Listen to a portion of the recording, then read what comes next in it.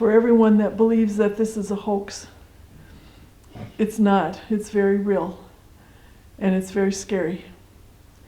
And I know my family thought they'd probably never see me alive again when they left in the ambulance, in the airplane.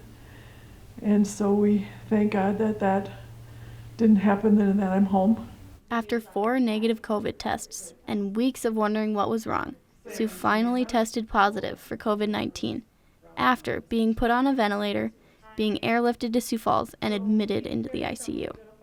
So the doctor came in and talked to my husband and said, we need to do a bronchoscopy. We got to find out what's going on. By this time, I've got pneumonia everywhere in all parts of the lungs. And it was on that 5th one, the bronchoscopy, that they were able to finally find somewhere a positive COVID. The whole thing started October 7th, but it was the 16th before that diagnosis was made. At one point, Sue had 5.5 liters of fluid taken out of her lungs.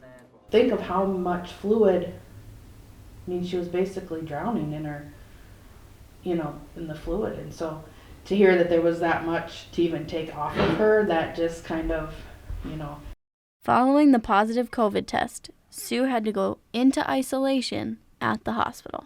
That was traumatic on my part, and I know it was traumatic for them too. The feeling of isolation. And they explained to me that they could only come in to help me when I needed something.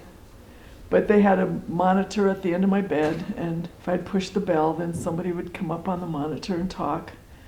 But it would take them a while to get in the room because they had to put all their garb in and all the packs and all the battery stuff and whatever else they all had on there. There was one point that I finally just kind of threw up my arms and I said, is there anybody out there that's watching me? Is there anybody anywhere? And the nurses were really good. They'd come in and they'd hold my hand and talk to me a little bit, but they knew they could only stay in there so long too. After being released from the hospital on October 23rd, Avera's COVID task force sent home a COVID kit with Sue so they could monitor her while she was at home. They included a scale, a blood pressure cuff, an oximeter, and other supplies to help with the recovery. A nurse meets with Sue every day to discuss how everything is going.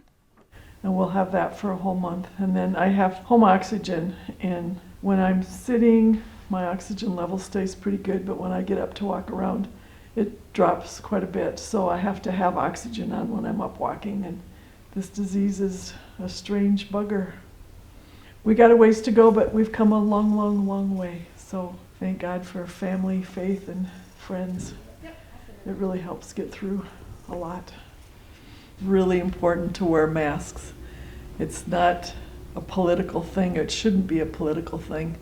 It's taking care of everyone. So please put the mask on. Just to be mindful of people and to be kind.